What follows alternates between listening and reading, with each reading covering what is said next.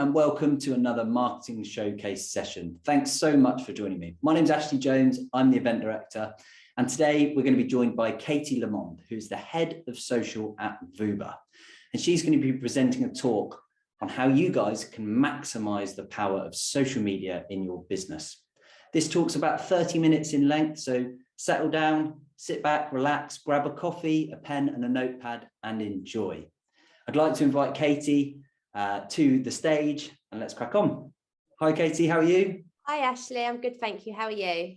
Good, yeah, thanks very much. I'm really looking forward to this one. So I'm going to disappear, I'm going to sit back and I'm hoping to learn something myself.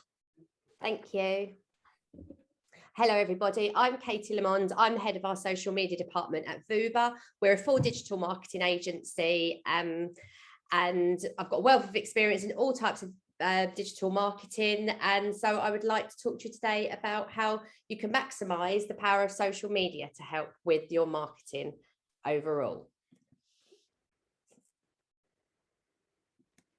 So the first thing we need to do when you look at when you're embarking on looking at social media is you need to look at what are your objectives, what are you looking for it to achieve. What are you looking for it to achieve? Are you looking for brand awareness? Are you looking to increase sales? Are you looking for leads? Are you looking to engage your audience? Or maybe you're looking to inspire people, or maybe you're looking for a mixture of all of these things. So that's brilliant. You know, it's great to set some goals out from the very beginning, but you need to make your objectives smart so we know whether you're achieving your goals or if somebody is doing the work for you on your behalf, making sure that you're all working to the same common goal. So what you need to do, you need to make sure that your goals are specific, measurable, achievable, realistic, and you put a time on them as well. So what that might look like is, are you engaging your community at the moment? Of the content that you're putting out there, how much engagement are you seeing at the moment versus how many people are actually seeing it? Is that a metric that you want to improve by? If so, how much would you like that to improve by? And then you look down and you form a strategy on how are you going to improve that and when do you want to improve that by. And then you can keep looking back on if your efforts are working or not. And if they're not working and then they're not getting to the point where you want them to get to be, then you need to have a look at maybe reforming your strategy. If you're looking to inspire people, what metric are you going to use to know whether you're inspiring people or not? A common one for this would be, how many shares you're getting, how many mentions you're getting, people are mentioning other people on your posts and that sort of thing. So these are all different things. There's lots of different things that are involved with social media objectives, because it's very easy when you're making sales. It's very easy because you've got your product, how many people are looking at it, how many people are buying, how many people are returning to buy. Really easy to quantify. Setting smart objectives for social media can be a little bit harder. So in this session, I'll go into a little bit more detail on how we can help, all the different tools that we've got available to help achieve whatever your objectives might be.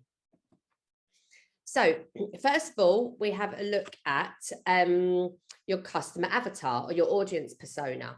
So every time that we're creating content, doing ads, having conversations on social media, we need to know who you're talking to, whether that be an agency and working on your behalf or somebody in your organization working for you, managing your social media.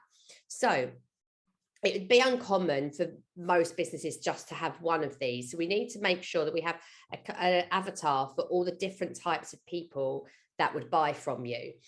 And the reason why we do this is to make sure that it's a lot easier when you're creating content, developing ad campaigns and strategies, because it makes you feel like you're actually talking to a real person.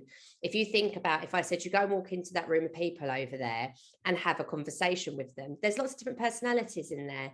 So, that's going to be you're probably going to feel a little bit overwhelmed and not quite know where to start. However, if I said you go and talk to that man over there in the blue jacket, you might be able to have a bit more of an idea before you go and approach him on what you might talk about. And this is exactly the same thing. So that's why we do it. So some of the things that we look at are whether they're male or female. What do they do for work? What is their family situation? Do they have kids? Are they early nesters? Are they young people? Are they retired? So, what is their lifestyle like? How do they use social media? Are they frequent users? You know, are they on it multiple times throughout the day? Are they people that might just check in the morning, in the evening, to kind of catch up with other people that are online, see what the family are up to, for example? Are they frequent users or not, or anything in between? What are their age ranges? What geographical location do they live in? Where do they visit? Anything around location is really important. What platforms do they use, and why are they using it? You know, for example, are people using LinkedIn because they want to keep professional? They might use that in the daytime, or on their way to and from work when they're in that zone. Other platforms they might use periodically. Pinterest is a really great one. If you've got a project going on at that particular time, you might heavily use Pinterest for a period of time, and then move away from it when that project is finished until the next time. And what pain points do your customers feel? So we can get to know, you know, what their problems are, so we can hopefully help answer those problems and help with those problems through the content that we create for you. And then what we do, once we've got all that, compile that information, there's a lot more to it than that, and we can really dive really deeply, depending on, as an agency, depending on how much our client wants to go to town with this. You can really have a lot of fun with it and give this persona a name. For example, here's one that I've drawn up here. Caroline works in management, HR, and is 35. She lives in Kent. She's a middle-class mum of 2. She's looking at ways to combine her career, because she's looking for a career change. She wants to combine her interests with that. She uses Facebook to connect with friends and family, and she's also active on Instagram. So now when we go to create that content, we're actually talking to Caroline. So it makes the content a lot more powerful and really resonate with the audiences. But again, you need to constantly come back and analyze, making sure that your content is always performing as well as you want it to, or you might find different forms of content resonate better with different avatars. So moving on from that, we look at who your competitors are. So we've got our avatars. Where else are they looking? What other companies are they looking at? What other companies are they engaging with? So we'll have a look, so we can always try to help to keep you one step ahead of your competition. So first of all, identify your competition. Best to start with around about 3 is normally great. As we look at what social media presence do they have? What platforms are they using? What posting frequency are they using? How active are they? Are they using ads? If they are, what promotions are they doing? Do they have different campaigns running, or is it more of just a brand awareness type thing? Are they using all the features? Now, a lot of the platforms now kind of have mini platforms within their platforms. Instagram's a great one. I'll talk about in a little bit, but where you've got the Instagram news feed, you've now got stories, you've got reels, you've got lives, you've got IGTV, you've got shopping. So, you know, are they making the most of all of the different mini platforms within there that are available? Are they getting good engagement? It's not just about looking at follower numbers. Follower numbers are a bit of a vanity metric. What's really important is to, make sure that you're getting the engagement. And the same, are your competitors following that rule? It's always better to have 200 engaged followers than 2,000 non-engaged followers. And the different types of content your competitors are sharing as well. So if they're sharing any user-generated content, are they creating fun pieces of content, business related? Is it adding value, or are they simply posting their messages out all of the time? People different, but the disparity in how people use, even up to big companies, use social media is so large at the moment. There's really good opportunities out there for businesses to kind of get in and do some really good work there and really engage with your customers. So when we're moving on to look at what your content strategy should look like. You now know who your customers are, you know what your competitors are doing, and who else your competitors are seeing. Let's look at what's available for you to use and to build a strategy. Now, if you don't take anything else away from this talk, the thing that I could probably say the one key thing to take away is don't just post. If you could spend your time, if you could spend a day spend on your social media, spend at least half of that day creating a strategy of your objectives, who your customers are, who your competitors are, and how you're going to post, because then it will make the actual content creation so much quicker and easier and more powerful. So for this example, I've just chosen Facebook and Instagram. So what we do, look at these are the two platforms just to show you an example of what we might do. So we might say for client A, we think that page groups, stories and ads will suit them best for Facebook. And on Instagram, we want to make the most of what Instagram has to offer, but they're not quite ready for shopping or guides or lives just yet. So we're going to use all of the grid. The grid has to offer through video carousel and single images. We're going to use stories and reels and IGTV. And again, we're going to run ads on Instagram as well. So the aim of the organic content is to engage and inspire your audience. You want to start conversations, generate engagement, grow your brand awareness, drive traffic to your website and generate conversions. So some of the key things to look at from your content strategy, you need to make sure that your content is objective focused. You look at the key dates for your business and for your industry. Plan some promotions and competitions. So you ideally want to do this over a sort of as a high level 6-month period. So plan some promotions and competitions. What is happening? So for at the moment, you'd be kind of looking at Black Friday, at Christmas, at January sales, even that coming up to Valentine's Day. Then what national days are relevant? It's really great content that taps into the national days that are happening work really, really well, because you're all part of a bigger thing and they tend to get lots of traction and lots of reach.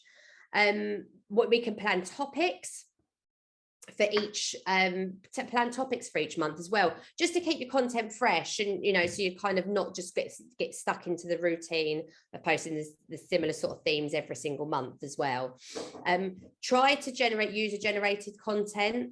That's really great if you can come up with a strategy that will get people to want to share things from your business as well. That's really good. Look at behind the scenes. People always, the whole point of social media is to humanize your brand, and if you can show how things work behind the scenes, get them to know the personality of your company, that's a really good way to use social media, and it's really powerful and normally gets a lot of reach. Behind case studies work really well, because what you're doing, you're taking your business and you're putting it into a story, into a real life situation of the service or product that you offer and how that has worked and helped somebody. And to meet the team is really good. Again, talk all humanizing the brand and day in the life of how you work. Again, all about humanizing your brand. So some content sources for your social media, because it's really important, because this can be something that can be really time consuming. So you need to, if you're an agency and you're working with a client or you're in-house, make sure from the very beginning, again, you know where you're going to be getting your content from, rather than winging it on a week-by-week basis, because it's painful for everybody involved that way. So you want to kind of, curated content is really good, things that content other people have created that you can use, that give over the message, that share the same message and ethos as your brand. Create them, credit them, and you get to support their content as well, and you also get to show your audience in a different way your messages and how the messages that you're putting across. Client images and videos, again, this is more for if you're an agency, get as many of these as possible as you can from the beginning. There's always stock images and places you go for stock images and videos that are really great. Create graphics, again, just to keep it mixed up. And blogs and external articles are really good. Blogs are brilliant because they're normally answering questions, offering help and advice. And rather than just saying, here's a link to our blog on our latest blog on the website, click here now, there's a lot of really good information on there. People might not want to go through to your website.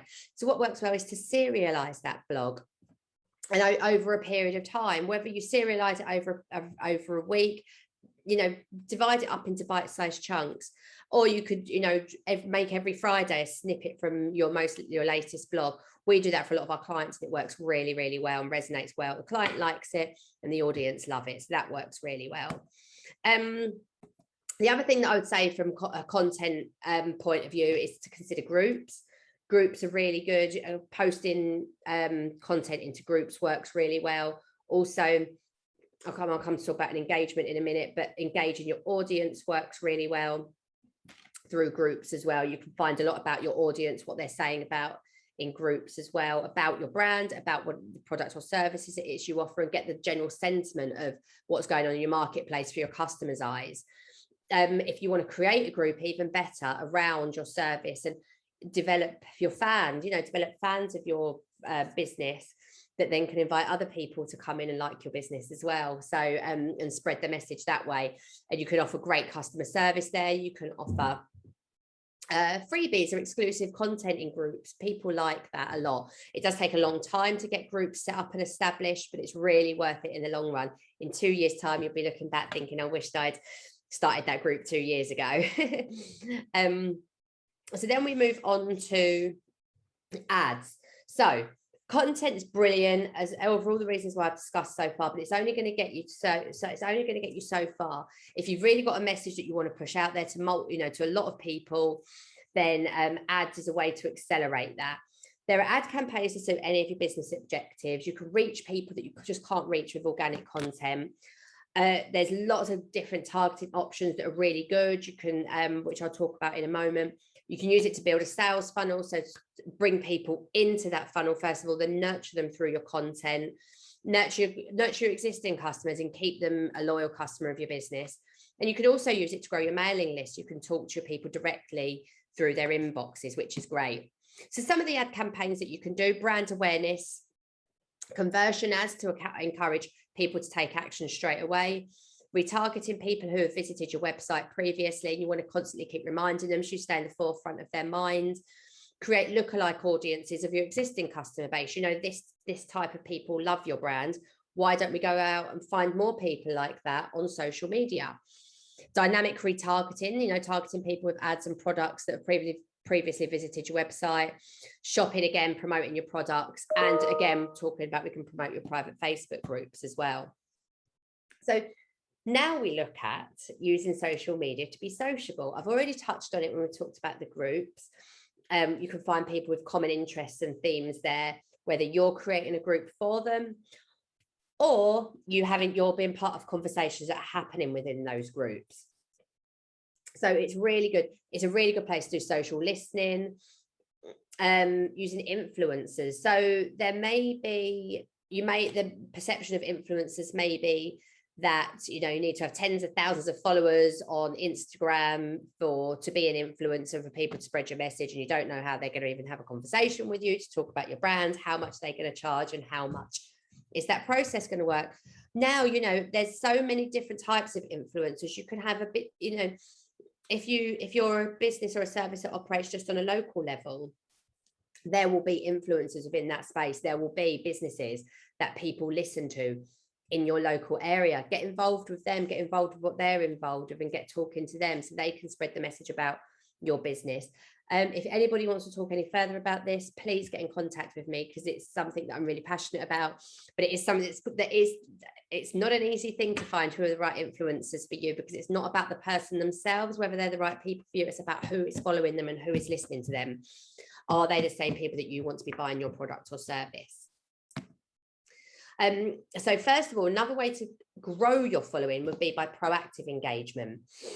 This is kind of another whole strategy within itself, as well as your content strategy. So you're using social media to engage, grow, and nurture your audience. So you need to look at who your customers are, and you want to ideally support, you want to thank them. So it's good to go and support their content as well. Like, comment, share on the content that they're creating. Then look at who are the people that you would like to be your customers. So you want to get noticed by them. So go and start supporting their content as well. Support them, share, comment, add any help, ask questions, those sorts of things. So they get to notice you, you can add value to them, and you get on their radar. But where do your customers hang out on social media? So going back to, what groups are they in? What pages are they engaging with? And, again, be part of those conversations. And then also look at what people are saying about you and your competition. Also have a look at what they're saying about your industry as well. So you can use this for valuable market research as well. So this is all really good, but you need to make sure that you're consistent with the tone of voice that you use for the right spaces that you're in. It doesn't mean to say that you have to keep the tone of voice flat the whole time, you know, across the board. You might want to use a slightly more formal tone on LinkedIn than maybe what you would use on Facebook or Instagram, and even maybe more quick and to the point on Twitter. However, however, you kind of need to develop a tone of voice per platform to make sure you stay on guard with that. It's a lot easier when you're doing creating content, because you're creating that in advance in a sat down methodical way. But when you're proactively engaging, it's a bit more in the moment. So just to make sure that you've got those guidelines there, to make sure that you're sticking with the company, you know, with your company brand. And then reactive engagement. Don't ever let a message go or comment unanswered. These are people that have taken the time to engage with your brand. Reply, make sure you reply to them within a few hours. Decide amongst just within your organization or with your agency what's going to happen regarding questions and complaints that come through. Who's going to reply to them? How are you going to reply to them?